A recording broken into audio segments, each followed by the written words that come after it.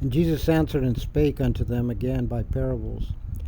He said, The kingdom of heaven is like unto a certain king, which made a marriage for his son, and sent forth his servants to call them that were bidden to the wedding. And they would not come. Again he sent forth other servants, saying, Tell them which are bidden, Behold, I have prepared my dinner. My oxen and my fatlings are killed, and all things are ready. Come unto the marriage. But they made light of it and went their ways, one to his farm, another to his merchandise. And the remnant took his servants and entreated them spitefully, and slew them. When the king heard thereof, he was wroth, and he sent forth his armies, and destroyed those murderers, and burned up their city. And saith he to his servants, The wedding is ready, and they which were bidden were not worthy. Go ye therefore into the highways, and as many as ye shall find, bid to the marriage.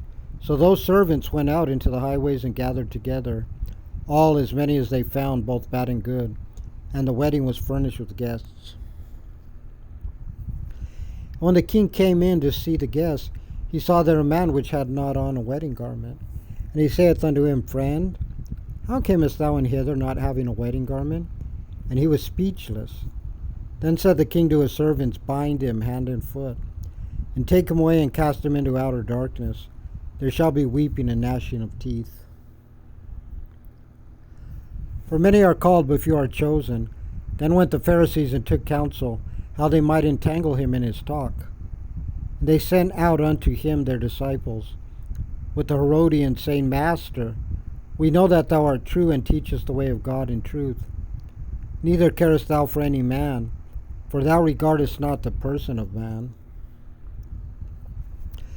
Tell us therefore, what thinkest thou? Is it lawful to give tribute unto Caesar or not? But Jesus perceived their wickedness, and said, Why tempt ye me, hypocrites? Show me the tribute money. And they brought unto him a penny. And he saith unto them, Whose is this image and superscription? They say unto him, Caesar's. Then saith he unto them, Render therefore unto Caesar the things which are Caesar's, and unto God the things that are God's. When they had heard these words, they marveled, and left him, and went their way. The same day came to him the Sadducees, which say that there is no resurrection, and asked him, Say, Master, Moses said, If a man die having no children, his brother shall marry his wife, and raise up seed unto his brother. Now there were with us 7 brethren, and the first, when he had married a wife, deceased, and having no issue, left his wife unto his brother. Likewise the second also, and the third unto the 7th. And last of all the woman died also. Therefore in the resurrection, whose wife shall she be of the 7? For they all had her. Jesus answered and said unto them, Ye do err, not knowing the Scriptures, nor the power of God. For in the resurrection they neither marry, nor are given in marriage, but are as the angels of God in heaven. But as touching the resurrection of the dead, have ye not read that which was spoken unto you by God, saying, I am the God of Abraham, and the God of Isaac, and the God of Jacob. God is not the God of the dead, but of the living. And when the multitude heard this, they were astonished at his doctrine. When the Pharisees had heard that he had put the Sadducees to silence, they were gathered together.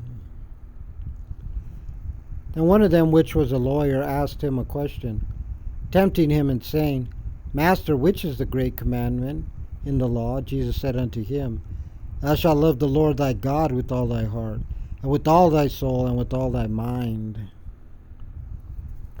This is the first and great commandment, and the second is like unto it. Thou shalt love thy neighbor as thyself. On these 2 commandments hang all the law and the prophets. While the Pharisees were gathered together, Jesus asked them, saying, What think ye of Christ? Whose son is he? They say unto him, The son of David. He saith unto them, How then doth David in spirit call him Lord, saying, The Lord said unto my Lord, Sit thou on my right hand till I make thine enemies thy footstool. If David then call him Lord, how is he his son? And no man was able to answer him a word. Neither durst any man from that day forth ask him any more questions. Amen.